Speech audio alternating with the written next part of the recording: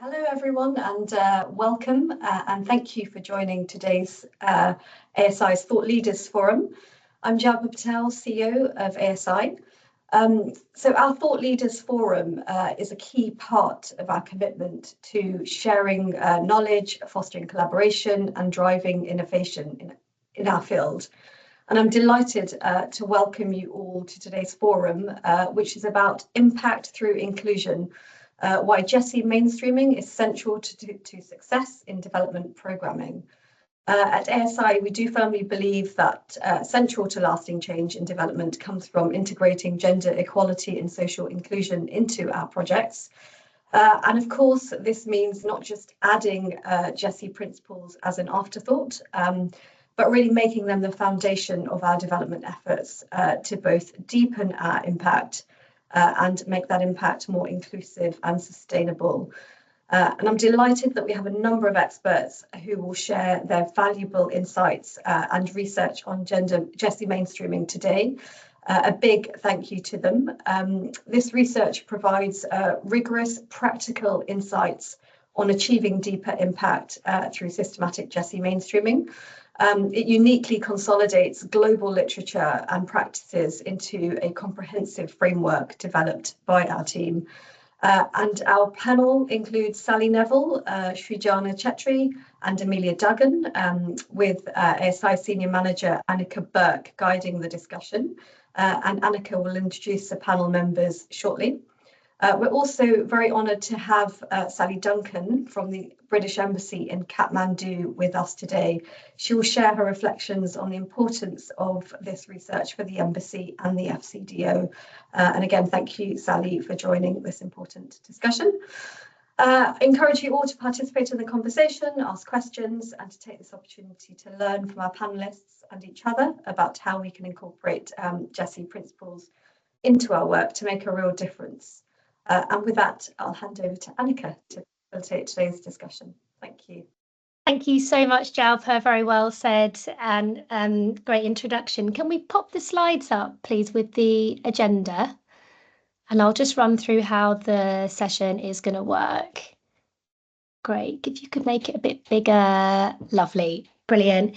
So just to reiterate what Jalpa said there about the Thought Leaders Forum, this is part of a series that we do as ASI, which is really about sharing knowledge and expertise across the development sector. So there will be a range of people in the room today. And I really wanted to say that no prior expertise or specialist GESI knowledge is needed to take part in the conversation today. We obviously joined by some fantastic GESI experts who will be leading us through this fantastic piece of research. But I know sometimes certain topics in development can feel a little bit scary or intimidating for non-experts. And I think for me, as sort of someone that's not sort of been trained in GESI, I sometimes feel like, oh, what if I say the wrong thing? And I want everyone to feel this is a safe space today. No question is silly. So please feel free to ask whatever comes to mind. Yeah, very exciting piece of work which we'll run through. And I think for me, seeing this for the first time a week or so ago, I was really struck by how both simple and practical it is, and the way that it helps us to think about inclusivity, not only in how we deliver and the outcomes that we create, but how we design teams and how we really build GESI in from end to end in our program design. And this is really critical for the places that we work in. So we will first go over to Sally over in Kathmandu, who's going to say a little bit about how this has been applied in practice across their portfolio. And then we'll go over to the research team who will talk us through this fantastic framework and then some of the findings and lessons that come out of it. So please do pop questions in the chat throughout. We'll be using the chat box as the main Q&A space. I will keep an eye on the chat box and then we'll come together and work through those questions in order. So we won't pause for questions as we go through the presentation. We'll come and we'll do them at the end, and we've got plenty of time for Q&A. And I really invite you to think about, as you hear this presentation, it has a number of recommendations about how to apply this framework. And I really encourage you to think about, why is this hard? Why is this hard for me? And to reflect on that, because it certainly asked me to reflect on how I do things differently. All right, I will hand over to Sally then. Excellent, thanks, Annika. Can I just check you can hear me okay? Yep, all good. Yeah, brilliant, great. So listen, I'm gonna keep this fairly short, partly because I don't want to give away any of the recommendations and findings, which obviously we'll have the presentation on in a moment.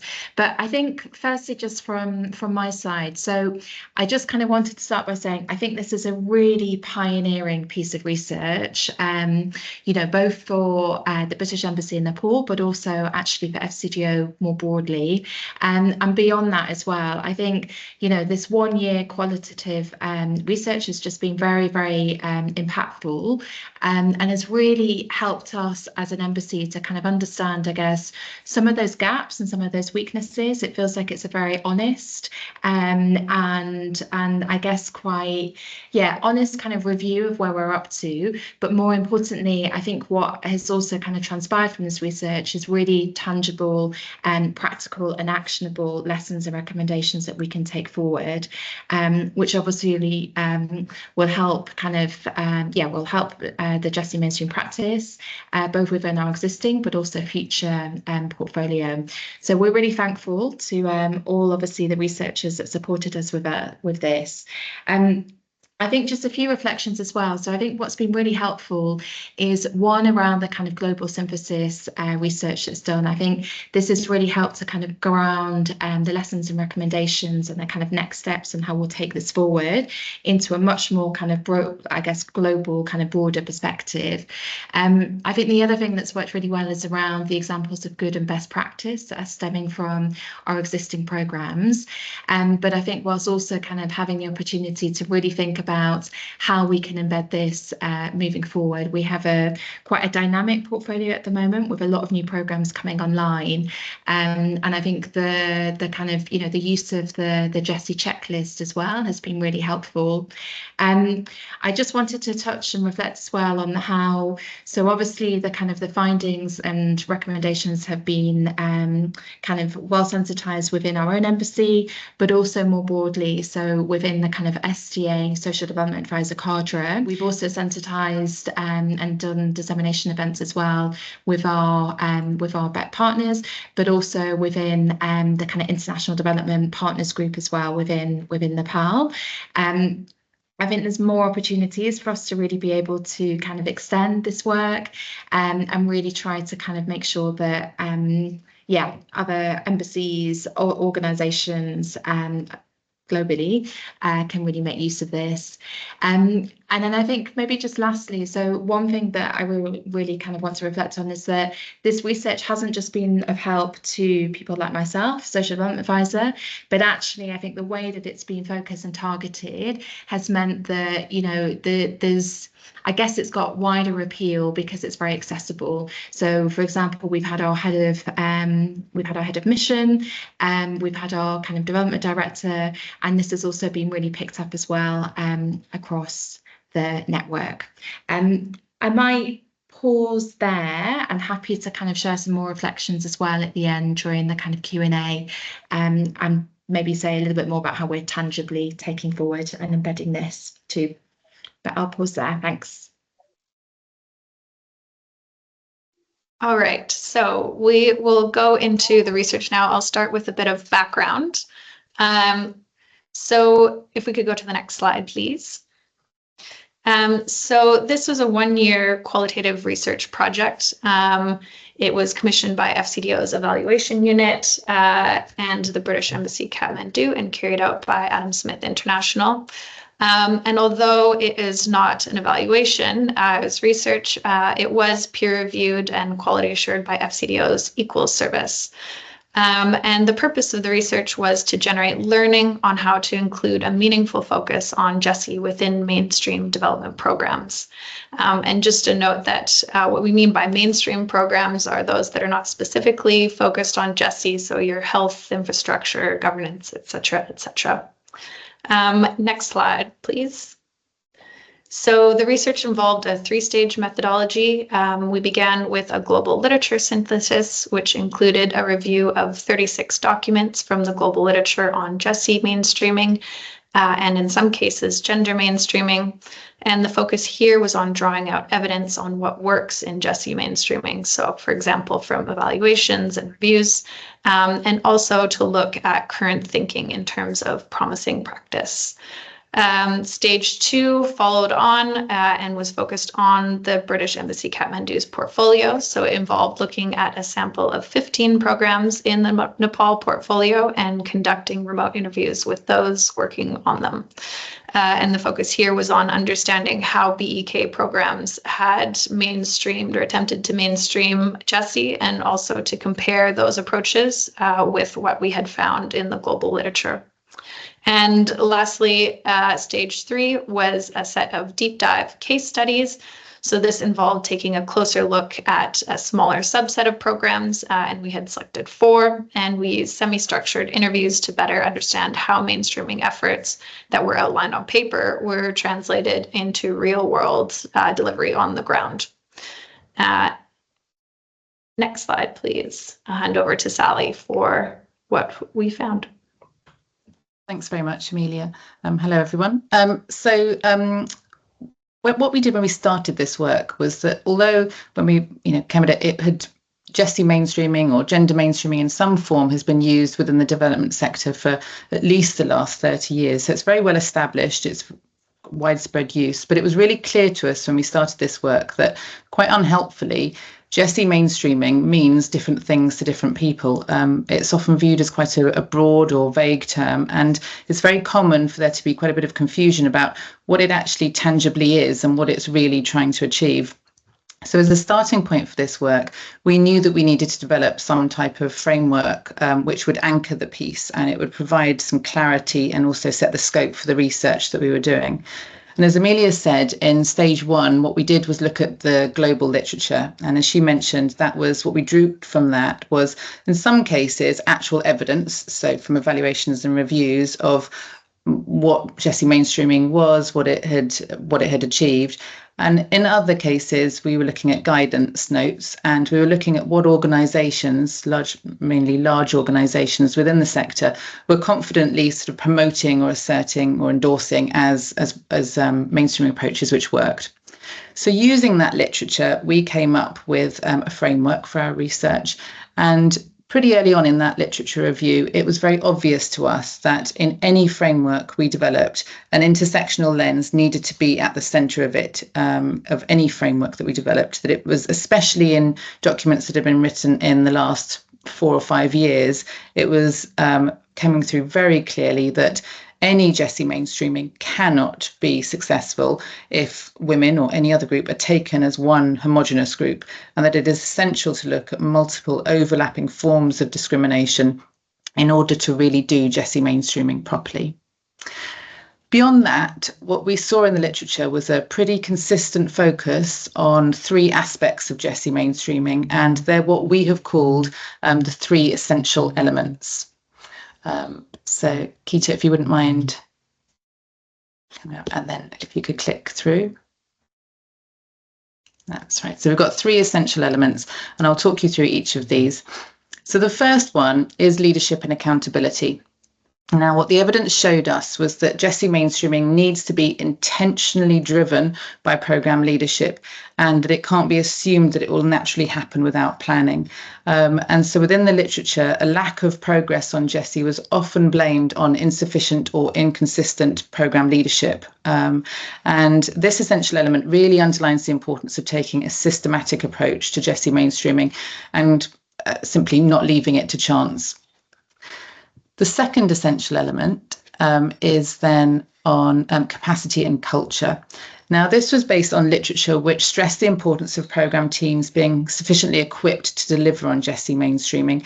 And the emphasis here is on GESI being integral to the internal workings of programme teams. And then we have the third essential element, which focuses on results and adaptation. And this underlined the importance of GESI mainstreaming not just being seen as a process and an end in itself, but as a means to an end, and something which needs to actually lead towards the actual achievement of outcomes for women and marginalised groups. And crucially, this element shifts out the attention to the so what in terms of what GESI mainstreaming is actually intended to deliver. And although they were presented as being distinct in the literature, there was no suggestion in any document that a focus on any one of these essential elements on their own was sufficient, but rather that this work was required in combination overall as a part of a complete and holistic GESI mainstreaming approach. You'll also see just at the bottom of this framework, there we go, some 3 grey arrows at the bottom. Now, these ones are really important as well, and they also emerged from the global literature. And what they are highlighting is the importance of the wider environment in terms of influencing the scope for GESI mainstreaming, but also the success of it. And so what we have here is the wider social and political context in which programmes are being delivered. Then we have the funding environment and the procurement process. And then finally, we have the wider organisational culture within implementing partners. Now, from the literature, within these 3 essential elements, we identified a set of 12 common approaches to GESI mainstreaming.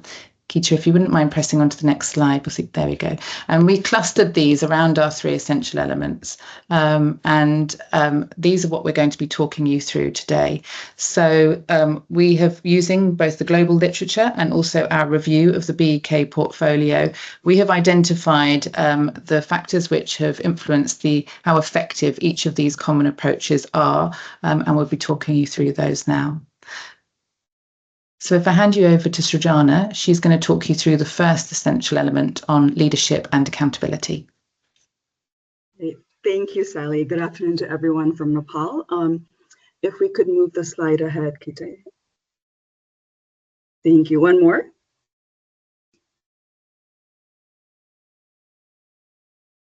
Great, thanks. Thank you. So in terms of our findings and lessons that we wanted to share with the wider audience, under the first essential element of leadership and accountability, the first common approach, what we found were that GESI strategies were really helpful, especially that programs can helpfully demonstrate and elevate commitments to GESI, to mainstreaming, through the use of program and GESI strategies, especially where they're linked to practical action plans. In particular, GESI strategies were more helpful when they were developed with an intersectional lens and provided conceptual clarity around what GESI mainstreaming might mean for a specific program and what the program was trying to achieve around gender equality and social inclusion. We also found that with GESI strategies, timing was really important for them to be meaningful for both design and delivery implementation processes. They were more effective when they were developed initially, either during the inception phase or even before, and then revisited and reviewed periodically throughout the life of the program. Importantly, we found that programs that had GESI strategies tended to do more around GESI mainstreaming in general. The next lesson that we had is around Common Approach 2. Next slide, please. And what we found was this was around the Common Approach 2 was around budgeting for GESI, and what we found is that GESI mainstreaming requires a dedicated investment of resources, with budget allocations for GESI needing to be very explicit and visible. More specifically, we found that it was really important for donors to set clear expectations around spending on GESI, both in terms of initial budgeting, but also in terms of tracking actual ongoing spending around GESI.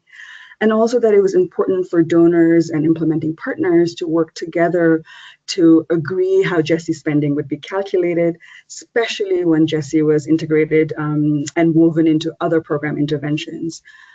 This also meant making GESI spend calculations explicit to ensure spending on GESI is accurately captured and not overstated.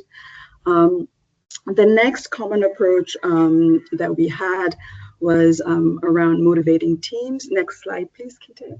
Yes, motivating teams. And what we found both at the global literature and the portfolio review is that it is really important for program leadership to intentionally motivate their teams to address GESI through their work. This meant that there was value in program leadership going beyond just messaging that GESI was important and that GESI was a value that was important to the program or the team, and that there was value in focusing on taking intentional steps to motivate teams through various forms of accountability mechanisms, including recognition and reward. It was also important that internal accountability mechanisms such as including GESI responsibilities in job descriptions needed to be carried through to performance appraisals.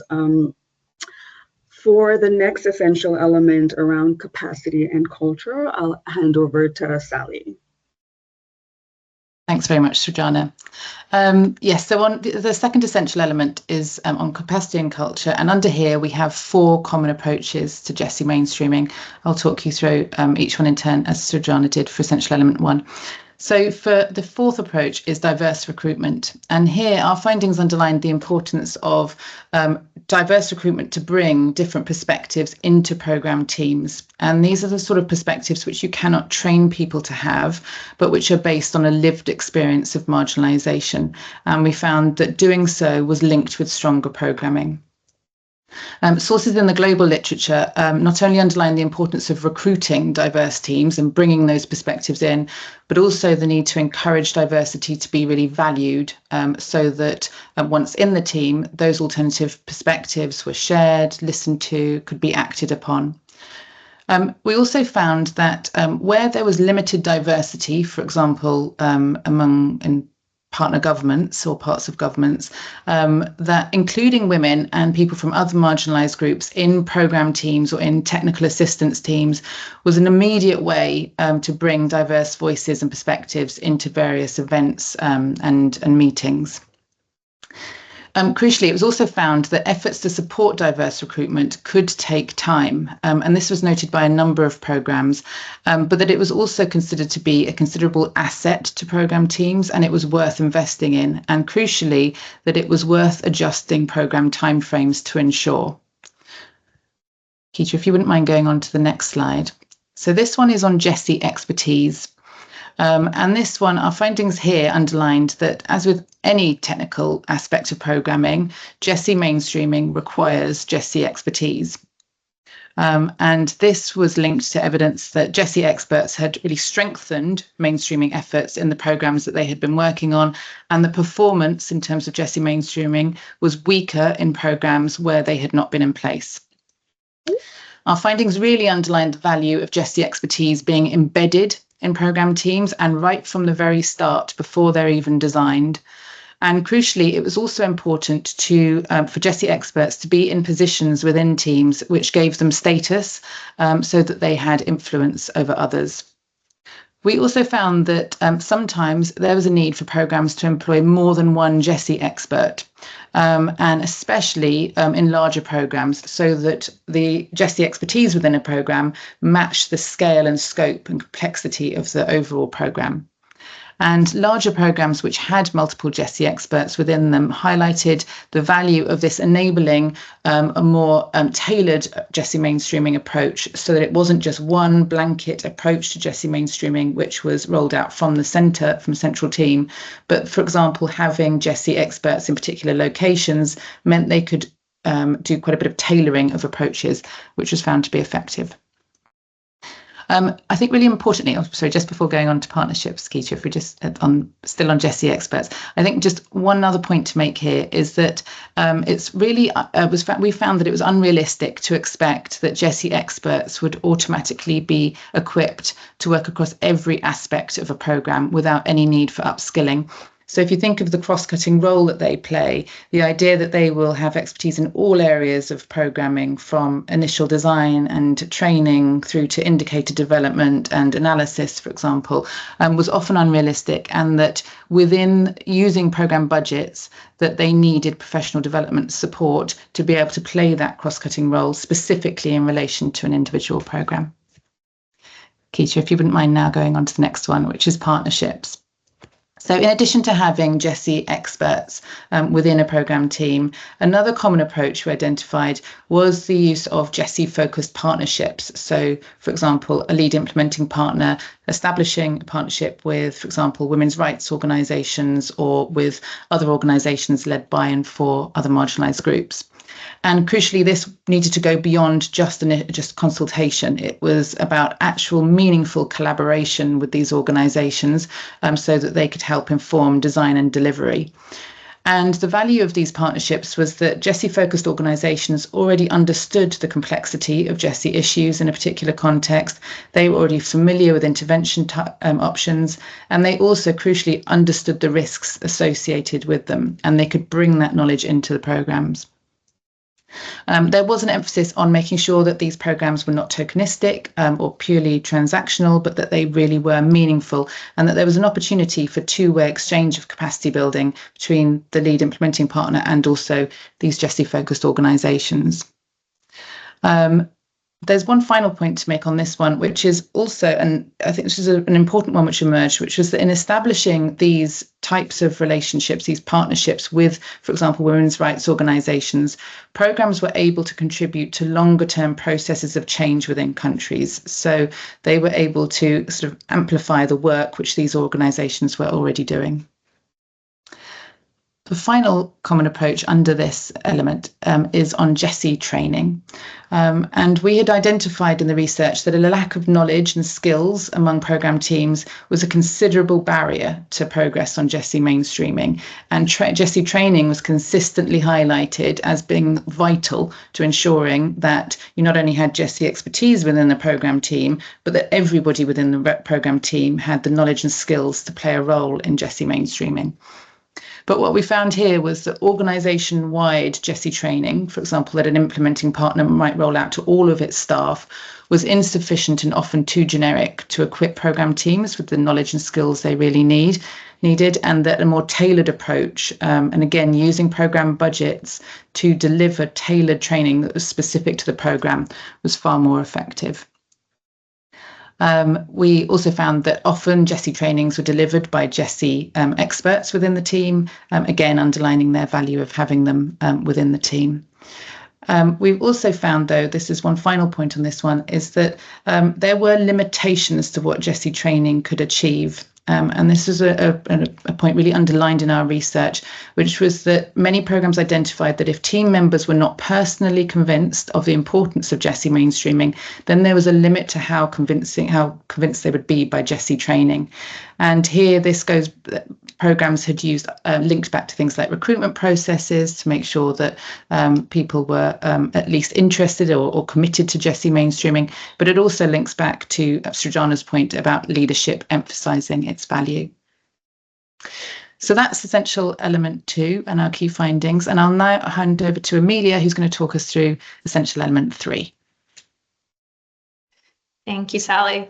So essential element 3 is about results and adaptation. Next slide, please. There's 5 approaches under here. So approach 8, the finding here is on the use of intersectional analysis. So we found that intersectional and operationally focused GESI analysis could strengthen GESI mainstreaming by enabling barriers to be identified and understood. And this is most valuable when it's conducted on an ongoing basis and built into regular processes rather than just a once-off at the start of the program or at specific points.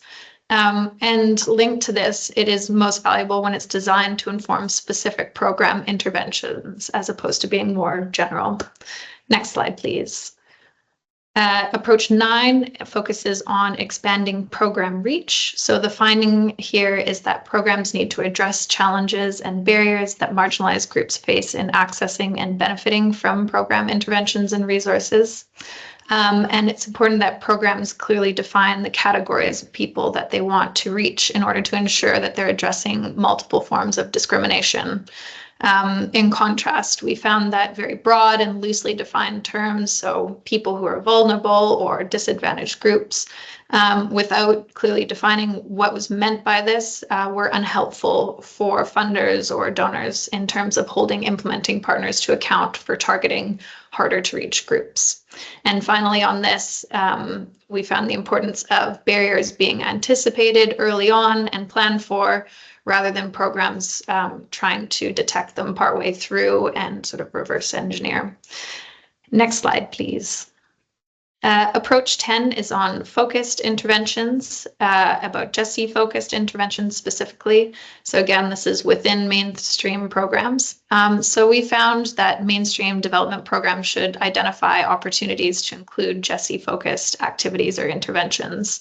And to do this, they need to draw on GESI expertise and analysis, as well as the GESI focused partnerships that we mentioned earlier on.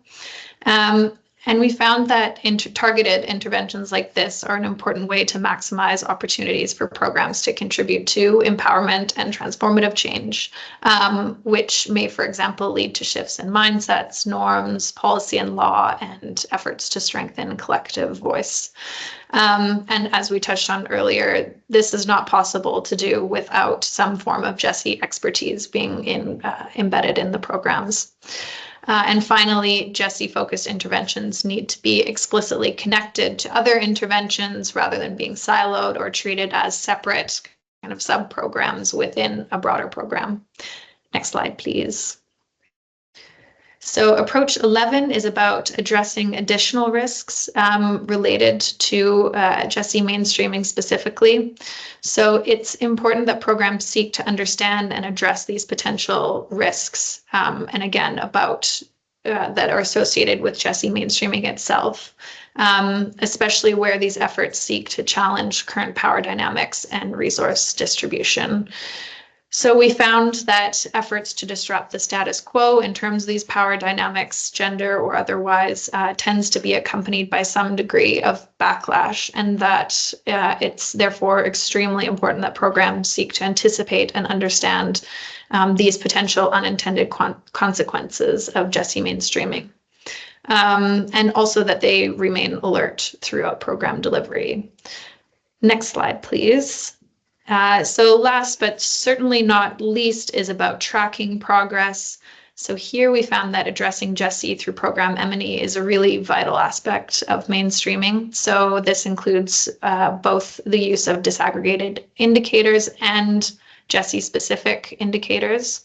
So sex disaggregation is often the most common form of disaggregation, and the research highlighted the importance of disaggregating by a range of other groups as well, and that the data should not be presented separately, group by group, so that these groups are seen as separate, but rather it should have an intersectional analysis, so that programs can have a more nuanced understanding about how groups and groups within groups are or are not benefiting from program interventions.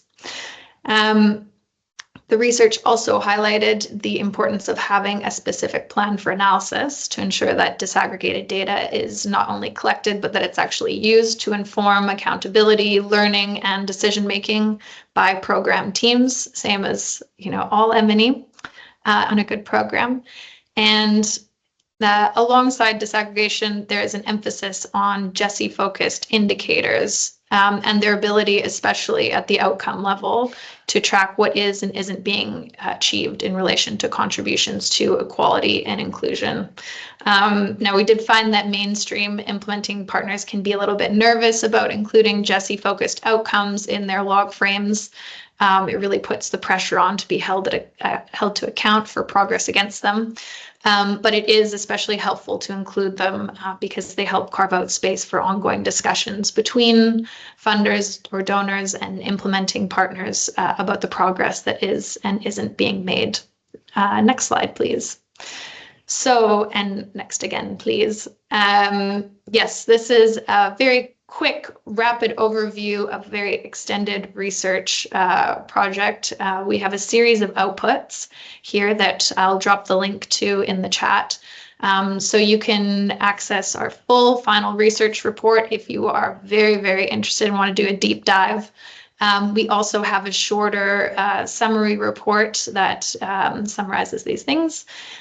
We have also released the standalone global literature synthesis report. There is a separate presentation on key research insights that Sally has prepared that's available now. We'll also make this presentation available. And lastly, we developed a GESI mainstreaming checklist that boils this down into a format that can be used by program teams or funders to both assess how they're doing and then track progress as they mainstream GESI in their programs. And yes, this is all available on our website. And like I said, I'll drop the direct link in the chat here. So with that, I'll hand back over to Annika. Thank you so much, Amelia, Srijana and Sally, for a fascinating presentation and a really great piece of research.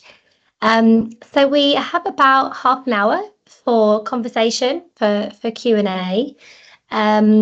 So please feel free to drop your questions in the chat and we can dig into those.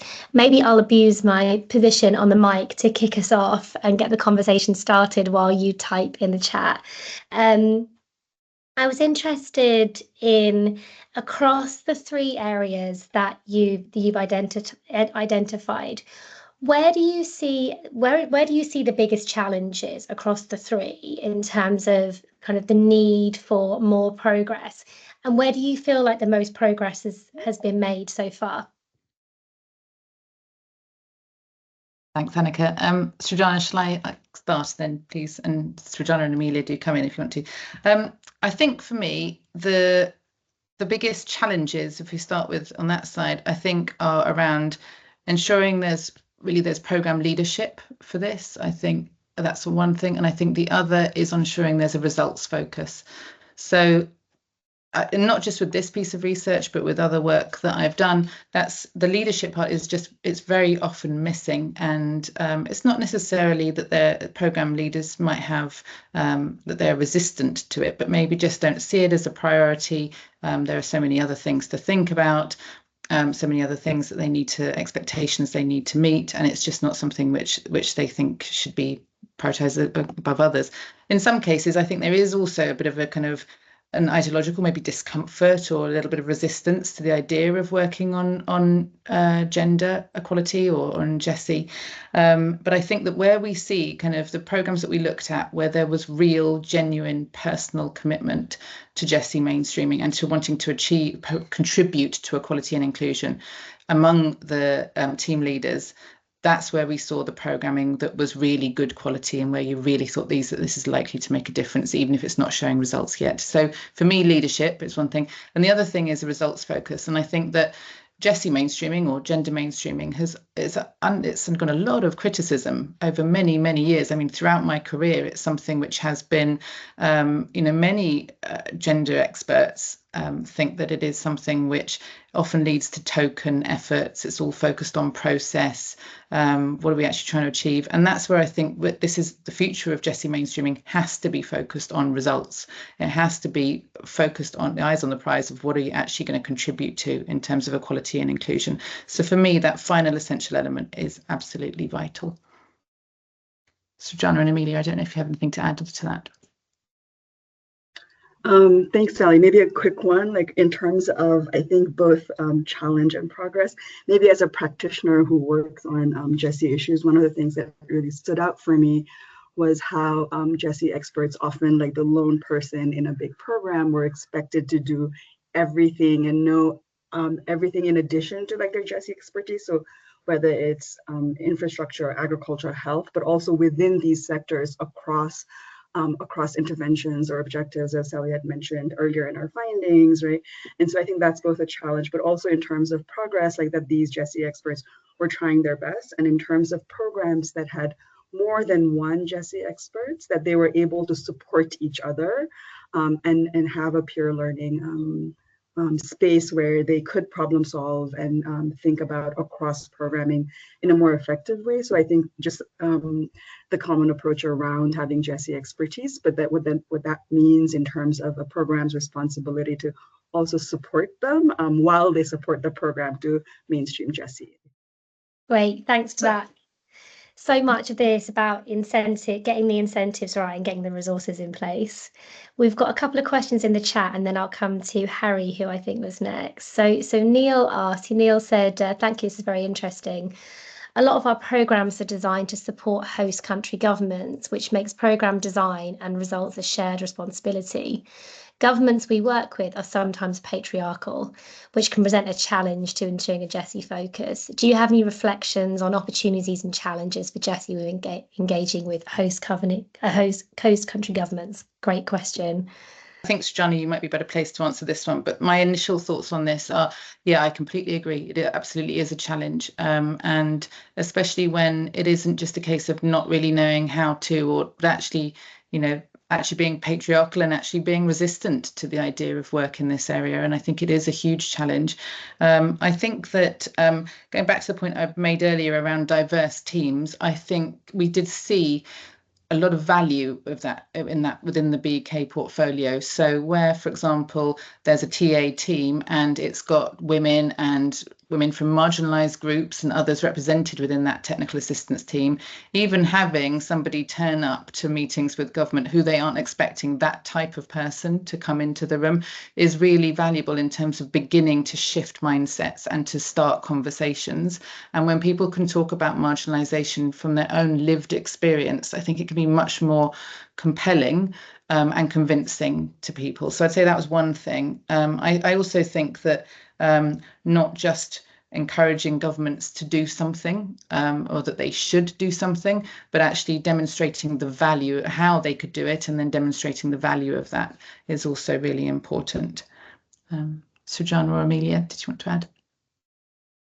I'm sure I'll come in. I think linked to the diversity, I think what's really important is also the common approach around GESI partnerships with organizations in country that work on issues related to gender equality and social inclusion. So these could be organizations led or for women or led or for communities that have been historically marginalized, so that there is a piece around civic engagement, so that it's not just the program trying to work with the government for them to be more GESI responsive, but it's actually the citizens of that country through engagement with the program and the government that are pushing and demanding more equality and inclusion. And I think this also goes to the gray areas that are part of our conceptual framework. One of them was the wider social and political context, and oftentimes programs would bring up the wider social and political context as a challenge.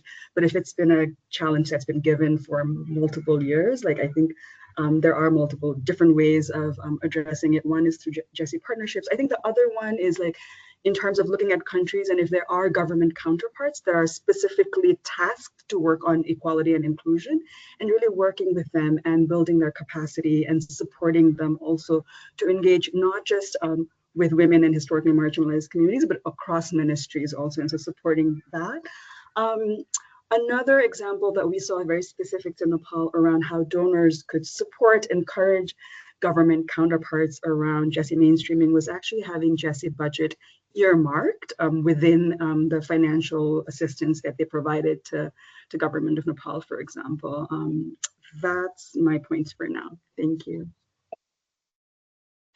And then maybe lastly, echo, of course, everything that Sally and Srijana have already said. Another point that we saw was that when funders are coordinated and in agreement about the types of approaches and improving equality and inclusion, and they're working with the same partners. So for example, everybody working with the government on different areas, but aligned on the importance of GESI, they can help to improve actually each other's programs or the programs that they're collaborating on, because it's being supported from multiple angles.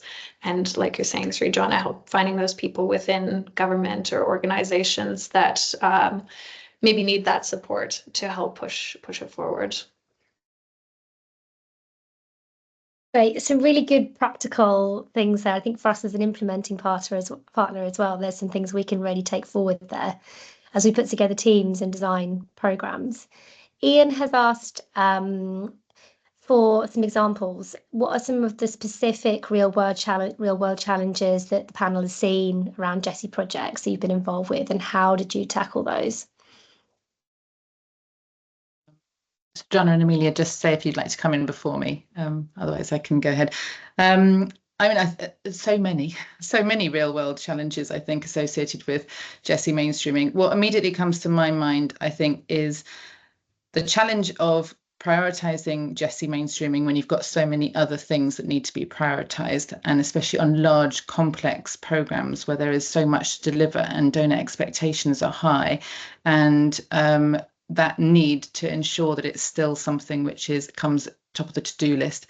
And I think for me here, this underlines that importance of having GESI expertise within your program team, and in particular, where possible, having it as sector expertise. What we really saw within the portfolio was some very interesting ways of working by GESI experts when they had sectoral expertise as well. For example, applying that GESI knowledge to the governance sector or to infrastructure, for example, and being able to have conversations with colleagues which demonstrated that GESI mainstreaming wasn't pulling them in another direction. It was actually contributing to the overall success of the main programme objectives. And that's where we saw, I think, real movement and real prioritising of GESI mainstreaming, when it didn't feel like it was pulling in another direction, but it's very easy for it to feel like it is. And the second one, I think, is a real world problem in terms of just swirling in a little bit of GESI, like just having, for example, an infrastructure and economic empowerment programme and adding in just a little bit on women's economic empowerment, but without really thinking it through and how that lands in the real world, what that really means for people's lives in the real world, to have interventions swirled in that haven't been, well thought through. That for me is a real risk there, and it touched on Amelia's point. It was under her essential element about risks. And it's actually you can see in the main research outputs that this was an area where we saw the least happening. It's the least used approach out of the whole set of 12, was this thinking through about risks, about how some of these interventions would land in the real world. And so, for example, with women's economic empowerment, we know that if you support women perhaps for the first time to receive income outside the home, that can affect dynamics within the household, especially if it's challenging a man's main breadwinner status, and that can lead to more, can trigger domestic violence within the household, or it can exacerbate the risk of that. But programs need to think through those consequences and those realities. And that's something which I'd say is lacking. It wasn't just in BEK. I mean, I think it's universal across the sector that there's a tendency not to think those risks through. Srijana and Amelia, did you have anything to add? Sure. I guess we're in a pattern, so I'll go after you. And then Amelia, we've got a pattern going. Like Sally said, so many, and I was just noting down a couple of thoughts. Maybe I'll focus on two. I think one is that what we found was a lot of the programs, and whether it was British Embassy Kathmandu staff or implementing partners, global or local staff, they valued GESI as being important as a value, but there was less talk about skills. And I see that across the sector, that there are skills required to do GESI mainstreaming, whether it's for the GESI expertise or different staff who work within a program. Different program team members might need different sets of skills to work on GESI mainstreaming, so that it actually becomes tangible. And part of that is also linked with having diverse teams, so that there are people from historically marginalized groups for whom these interventions are meaningful, and they can bring in their lived experiences, so that GESI mainstreaming doesn't just become a tick the box exercise, right?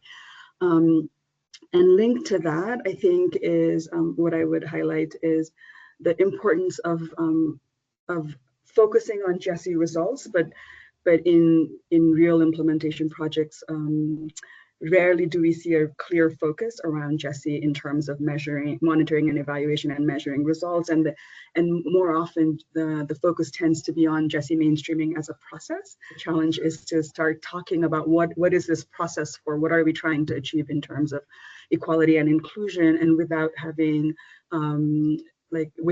tracking mechanisms and indicators that are GESI focused, it's really difficult to figure out where we're headed and if we've achieved that or not. So I think just a couple of thoughts that came to my mind. Amelia? There are so many questions in the chat, so I'll let us move on to the next one. Thank you. I've got a couple of questions here that I'm going to try and group together. They're for Sally at FCDO, if you're still on the line. One is about from Rima here about the financials and how the extent to which you know this is budgeted for and included in commercial evaluations, and she's asked, do you think that the FCDO will kind of make more of this in procurement criteria? So that's one question. And then a second one from Claire, who says, in this research, the conceptual framework has been applied to FCDO programs, but it could be applied to the FCDO itself or any organisation. To what extent do the internal discussions recognise this? And to what extent do you see this research as catalysing a real shift in the way FCDO approaches GESI mainstreaming? Really good questions. Great, thank you. Yeah, excellent questions. Maybe on so I guess maybe on the first one around the financials, I think this is a really important point, and I think the way that we kind of very much try to look at GESI mainstreaming, both within the kind of, I guess, the findings from this research, but also, I guess, more broadly, is around, for this to really be impactful and meaningful, we really have to start from, I guess, the beginning of our program design cycle. So, really starting off from that beginning bit, right? And so I think as part of that, when we're looking at the kind of the contracting and the commercial supply route, then I think making sure there's kind of very good and strong language within our TORs is really important. I feel slightly biased in that, any TORs that get past my way as a social development advisor, that's obviously my job and my, I guess, something I'm very passionate about. I think probably what's really important though is around how do we equip and skill up our other staff across the boards, whether that's program managers, whether that's our senior responsible officers, our, program responsible officers, etc., to really make sure that they're actually, I guess, champions for this agenda too. So when those opportunities do arise, we're making sure that we're capitalising on that. I think there's definitely a lot more we could do on that, but I think as a starting point, it's something that I think this research also helpfully points to.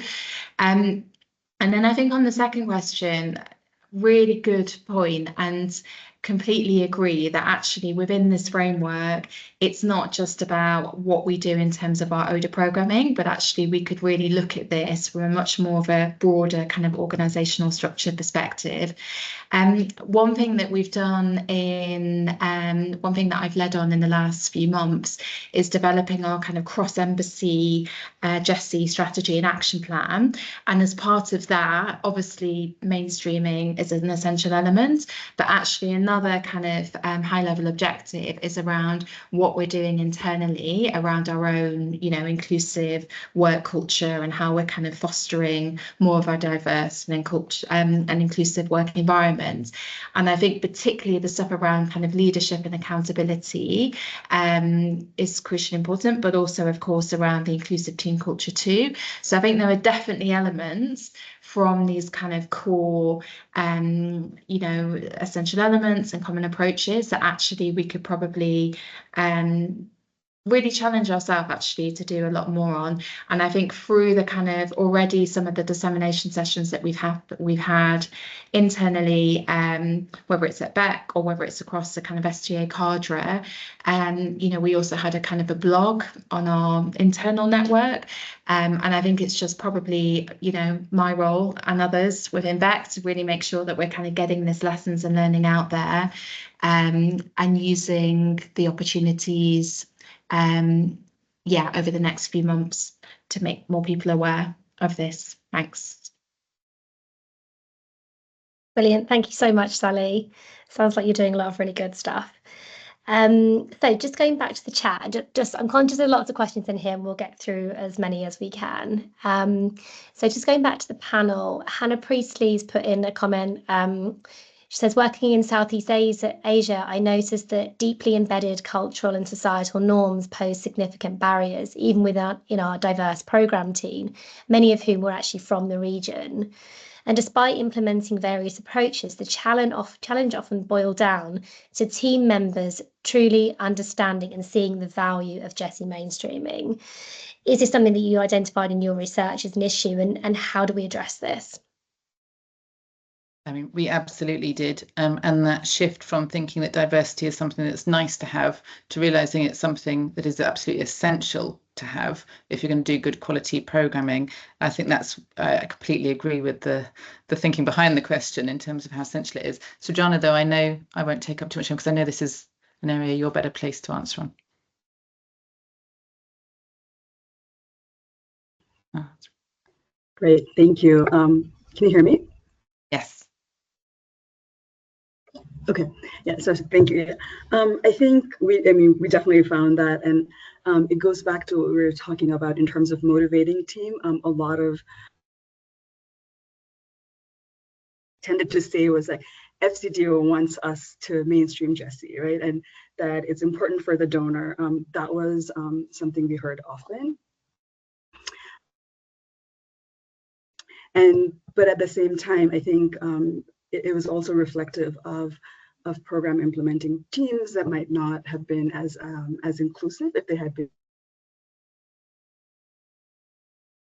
as relevant for them also within the country. And I think what diverse team and GESI partnerships do is that they bring lived programs so that that values of equality and inclusion and results around it are important, that can be seen partnerships also, and so that it's not just seen as a donor-driven agenda.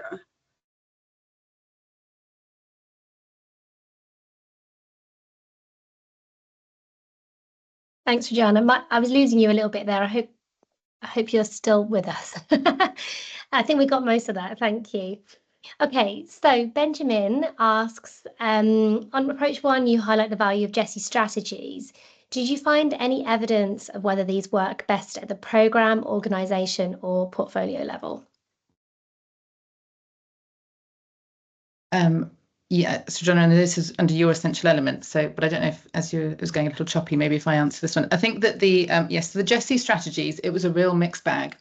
Some programs didn't have GESI strategies. Some had GESI strategies, and they just sat there. I mean, I don't think that they were, they'd been developed very early on, or they hadn't been revisited. The ones that we saw that were actually worth having, and where they were worth having, they really were worth having. They'd been really valuable and been used, were the ones that were treated as live documents. They were directly relevant to the programme. And they were ones it was built into programme processes, into sort of the rhythm of the programme, that the strategies would be revisited. And crucially, as Srijana had said, they were linked to action plans. Now, that only works if it's at a programme level. So the GESI strategy needs to be at a programme level. Some had taken it even more detailed than that and had done sort of nested strategies where there were strategies for particular components within a programme, especially where they were large, complex programmes. So I'd say that the more detailed they are, the more relevant they are to people's day-to-day work, the more people are motivated to want to revisit them and actually use them. And so that's absolutely at programme level. I think that there's a wider issue. I mean, obviously our research was looking at programs, but and not at kind of wider organizations, but on our conceptual framework, that wider organizational culture is in one of the grey arrows at the bottom. And those grey arrows are really important. It's interesting because I think a lot of the questions that you're all asking are actually related to those grey arrows at the bottom. But one of those around organisational culture is crucial. You know, the wider incentive structure that is at play within an implementing partner organisation, for example. And part of that means that there is absolutely it's necessary to have an organisational GESI strategy. All implementing partners should, as standard. And so I'd say that is absolutely crucial. But really, in terms of GESI mainstreaming within programmes, that programme level strategy is an absolute must. But it is something that does need to be very, very practical and tangible. I think I'll add one point to it, that it's really important to ensure that GESI strategies are not standalone. So like in terms of, it's like, oh yeah, do you have a GESI strategy? Yes. And then, but like, have you used it? And so if it's only the GESI expertise or GESI experts using it and not the other program teams using it, right? So like there needs to be a process that ensures that the GESI strategy is owned by the whole program team, and that different program team members are responsible for implementing different parts of it, and therefore held account to supporting the implementation or using of the GESI strategy. Oftentimes, when there were GESI strategies that were not effective, they had been developed either during inception phase or in the middle of a program because a midterm review found that one was lacking, right? And then it was really standalone on its own exercise, as opposed to being something that was relevant and practical and owned by the whole program team. I think so. So that's one thing that I would add. Brilliant, thank you. Okay, so Eileen has asked about, she said, we've talked a bit more about the gender equality side of things, but are there specific lessons that relate to the social inclusion element? Infinitely more complicated, I'm sure, and starting with how this is defined.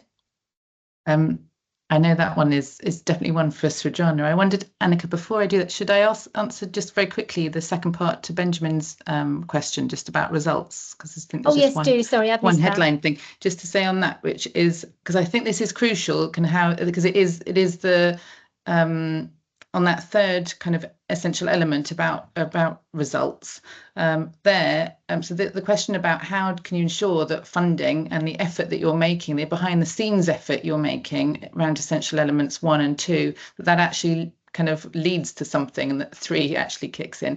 And I think this is a simplified kind of quick answer, but I think the headline around it is about the use of outcomes in the log frame.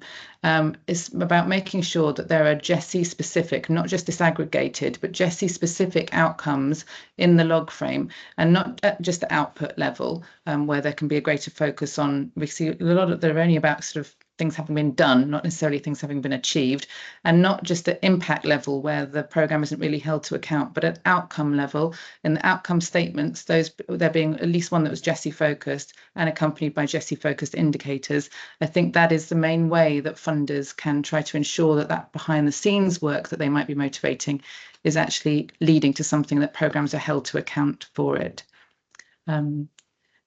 But Srijana, if I just on the social inclusion part, I know this is something we've talked a lot about and it's the focus of your work. Great. Thank you. Great question. Part of the reason we spoke more about gender equality and then around social inclusion was, I think across the programs, there was definitely more of a focus around women and sometimes girls, partly maybe a reflection of the UK government's focus on that also and guidance around it. At the same time, the focus on women also tended, like the gender tended to be only women and only tended to be more approaching women as a homogenous group. So that's where the importance of intersectional analysis is really important, and intersectionality as demonstrated in both the global literature and in our portfolio review and in the conceptual framework, is that intersectionality really has to be at the core of it. And so that we're looking at how multiple identities influence, affect, impact the experiences of discrimination and exclusion, and that we're addressing unequal power relations that lead to unequal benefits for different groups, right? And so the importance of intersectionality being incorporated into analysis, design, implementation, but also while we're tracking results, right? So we're not just tracking results for women, or in Nepal's case, groups from a certain caste ethnicity, but that we're looking at the intersections of those experiences, which also influence the barriers and challenges different groups face in accessing information, resources, opportunities, and benefits from our work, right? So I think it's a reflection of what's being done, but definitely also highlights the importance of intersectionality.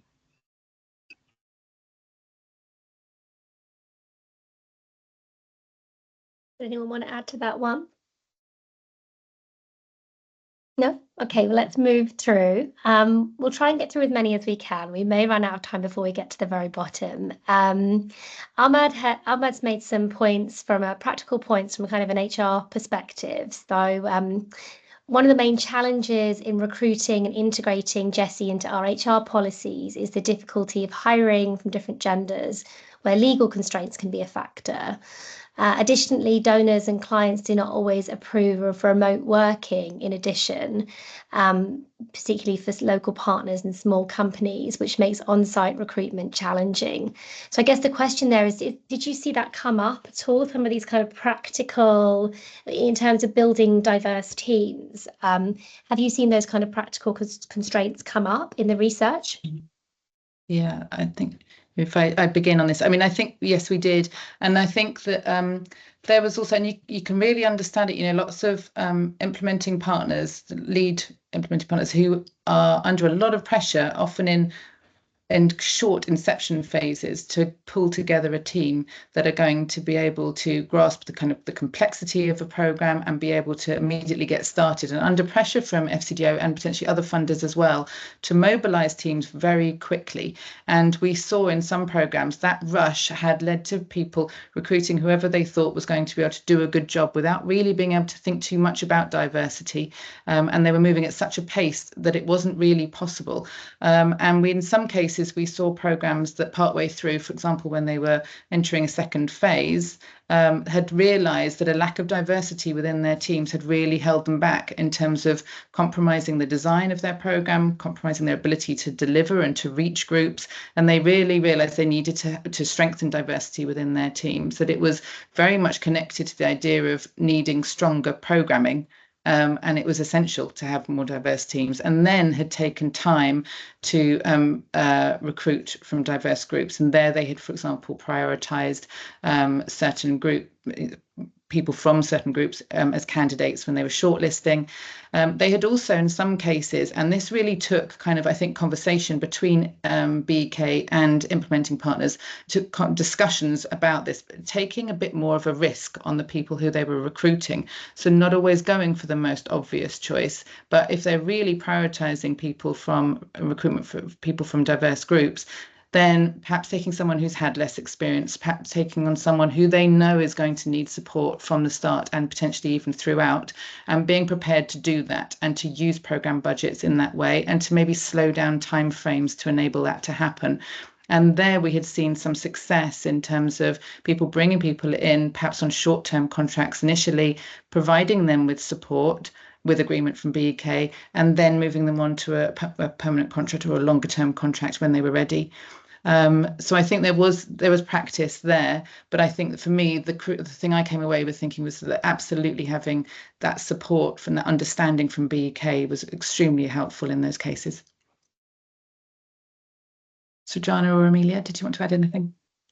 Maybe a quick thing around diverse recruitment in terms of piggybacking on what Sally was saying in terms of having support from BEK or whoever the donor is that we saw implementing partners talking about BEK really encourages us to recruit more women, and so we're doing that, right? And so also if there is language, similar messaging around diverse recruitment, not just in terms of women, but from different marginalized communities, given whatever context, whatever the context is of the local country, right? At the same time, also looking at HR recruitment processes or support processes. We had a really interesting example of a program where they had recruited women into leadership positions, sometimes younger in terms of age or experience of people they were tasked to supervise and support, and there being challenges in terms of the other staff, usually men, wanting to go above these younger women and talk to senior leadership directly, but having communication protocols that clearly stated that you need to go to your supervisor, in brackets, even if they're younger and even if they're women, right? And so that they are capable, and so leadership playing a very important role in sending that message also, and so being aware of not just the process of recruitment, but what happens after that, and kind of going to what Sally Duncan was talking about, inclusive work cultures, that leadership can play a very big role in ensuring that the workplace is safe and respectful and inclusive of a diverse program team. I think this is definitely an issue. I just scanning through the questions we haven't quite got to in the chat, but there are 3 or 4 here around HR. So this is definitely an area which speaks to, what happens in practice? How do we really make this happen in practice? If I'm just going to abuse my position as chair and pick one more final question from the chat, and apologies to those we haven't managed to get to today. This is from Kevin. You mentioned the risks associated with challenging certain power dynamics and doing this properly. Has your research identified any practical ways to address those risks or to help balancing out those risks? Any tips that you have to share on that? Yeah, I'll leave time for Srijana and Amelia to come in as well. But I think, yes, I mean, it really, really varies, doesn't it? Because there are so many different types of risks. I mean, if you're even prioritizing certain groups for resource over others can lead to, kind of challenges within the community. As I mentioned earlier, you can interfere with dynamics within a household or family. There are just so many different ways. It has to be really, your response needs to be to risks, needs to be really tailored to the risks that have been identified. And the ability to do that really does underline that importance of having GESI expertise within your team, and very, very early on. So they're able right from the beginning to be able to identify what some of those risks might be. But I think for me, it also underlines the importance of working with, for example, women's rights organisations who are already familiar with risks that are already operating within a particular context and already know how ways to respond to them. And drawing on their knowledge, I think is absolutely crucial. So for me, that partnership part is that's the way that you really kind of think can do both interesting programming, but also safe programming as well. I think on this is just also incorporating specific risks related to GESI mainstreaming in the usual risk analysis matrix that programs will do. And so starting from the premise that there is global evidence around risks being associated with choosing which groups get resources, have access to resources, right? Or what types of programming could have potential risks, whether it's on an individual level or a community level, starting from that premise and requiring that these risks be part of both the risk analysis, but also part of the GESI analysis that informs strategies, right? So that we're thinking about it from day one and that it doesn't come as an afterthought, because there's plenty of evidence that when we challenge status quo around power relations, there is at least pushback, if not backlash or violence, right? And so starting from that place, I think is really important. Maybe one final very quick point, just to say, and to build on what Sally and Srijana said around, a lot of organizations have safeguarding trainings and regular sort of capacity building that they do, which are very, very important. But having those more operationally focused intra-team discussions and reflections and building in the expertise is what is really needed here. It's very difficult to apply more broad learnings without having these focus sessions to discuss, what it is that we're facing and what we need to think about and how we should react. Fantastic. Thank you so much. Ida, do you want to pop up the thank you slide? Amazing. So, just to say thank you so much to the research team for taking this forward and for answering all our questions today. Amelia, Srijana and Sally, this has been fantastic. And then I won't read out all the names, but we'd just like to, thank there's been a much wider group of people that have really helped to put this research together, and they're on the slide there. So thank you so much.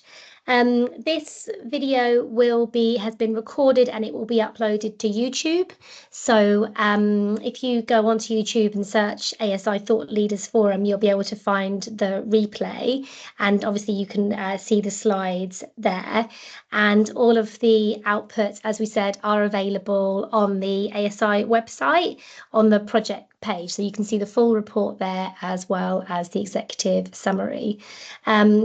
If you have any burning questions that we didn't manage to answer today, or you just like to follow up on this, if you'd like to learn more, Amelia is a point of contact. I believe she's happy to receive emails and to continue the conversation with you. Thanks so much, everyone, for joining. Such a lively discussion. This has been fantastic. Our next session of the Thought Leaders Forum is on feminist foreign policy. So a really great natural follow-on from this. Really excited to see that coming up soon, where we'll be looking at rights, representation, resources and research. So really interesting session coming up next, and we hope to see you all again soon for that. Thank you so much. Thank you. Thank Thank you. you. Thanks. Bye-bye.